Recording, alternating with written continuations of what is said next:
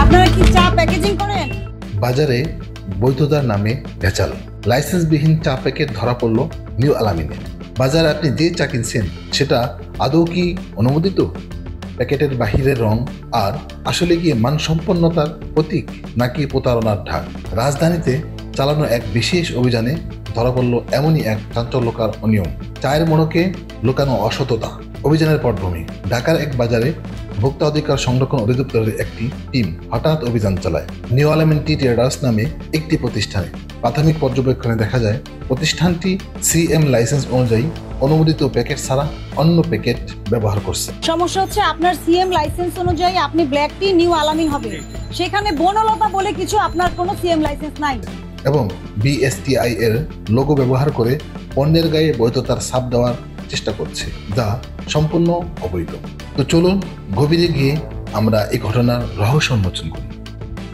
অভিযানে প্রথমে ধরা পড়ে নিউ আলামিন ব্ল্যাক টি নামে একটি প্যাকেট, যেটি অনুমোদিত সিএম লাইসেন্সের আওতাভুক্ত হলেও তার পাশাপাশি বনলতা নামে একটি চা প্যাকেটও পাওয়া যায়, যার কোনো অনুমোদন নেই।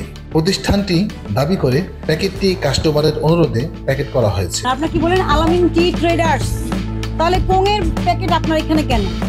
মানে আপনার প্রতিষ্ঠানে তো আপনার প্যাকেট থাকবে, তাই না? কারণ আপনার প্যাকেট অনুযায়ী আমরা লাইসেন্সের সাথে মিলিয়ে, তাহলে এই অন্য প্রতিষ্ঠানের মোড়ক আপনারা এখানে পাওয়া যাবে না, আমাকে কাস্টমার প্যাকেট করা।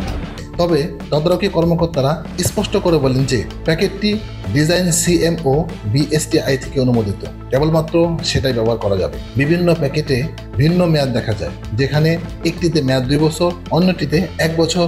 অথচ প্রতিষ্ঠানের একজন কর্মী বলেন, আমরা সাধারণত 1 বছরের মেয়াদ দিই। আপনি তো কাগজপত্রের বাইরে কিছু করতে পারবেন না, এটা আপনার দোকানে পাওয়াটাই সঠিক নয়। আজকে যদি আপনার প্যাকেজিং হয় এটাতে, তাহলে আজকে কি 2-1-25? একটা চায়ের মেয়াদ 2 বছর কিবোর্ডের আইন অনুযায়ী, সেক্ষেত্রে আমরা প্যাকেটের মেয়াদ দিই 1 বছর। এটি স্পষ্টত একটি প্রতারণামূলক গরমিল। বিশেষজ্ঞ কর্মকর্তারা আরও জানান, বিএসটিআই এর লোগো ও বারকোড ব্যবহারের অনুমতি শুধুমাত্র পাশকৃত ডিজাইনের জন্য প্রযোজ্য। সংশ্লিষ্ট ডিজাইন বা বারকোড যদি বিএসটিআই ওয়েবসাইটে রেজিস্টার না থাকে তবে তা গ্রাহক বিভ্রান্তির শামিল। এটা কি করে ভোক্তাদের কনফিউজ করবে। এবং আপনি এখানে এই প্যাকটা আপনার অনুমোদন নাই, সিএম লাইসেন্স নাই, আপনি বিএসটি এর লোগো ব্যবহার করেছেন, এটা অনেক বড় অপরাধ। আপনি বিএসটি এর লোগো সিএম লাইসেন্স থাকলে ব্যবহার করতে পারবেন। ওর একটা বারকোড দিয়ে দিবে, যেটা আপনার এখানে থাকবে, বারকোড স্ক্যান করলে এটা যে আপনার অথেন্টিক প্রোডাক্ট বোঝা যাবে। আইনগত ব্যবস্থা ও জরিমানা পরিস্থিতি যাচাই করে ভোক্তা অধিকার সংরক্ষণ অধিদপ্তর 20,000 টাকা জরিমানা আরোপ করে এবং নির্দেশ দেয় অনুমোদনহীন সকল প্যাকেট ধ্বংস করতে হবে।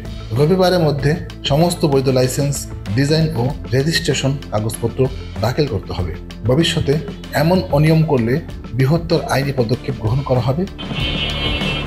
আমি সতর্ক করে আপনাদেরকে 20,000 টাকা জরিমানা আরোপ করলাম, সতর্ক হবেন এবং রবিবারের মধ্যেই বিএসটি যে সকল কাগজপত্র রেডি ঠিক করে আমাদের অফিসে যেয়ে দেখিয়ে আসবেন। পরিশেষে আমাদের সকলেরই জানা উচিত, ব্যবসা শুধু লাভের জন্য নয়, ভোক্তার বিশ্বাস অর্জনের মাধ্যম। আর সেই বিশ্বাস তৈরি হয় নিয়ম মেনে চললে, স্বচ্ছতায় ও সততায়। প্রতারণা হয়তো ক্ষণিকের লাভ এনে দিতে পারে, কিন্তু দীর্ঘমেয়াদী গড়ে তোলে শুধু ধ্বংস। রেজওয়ান, আয়না রহস্য।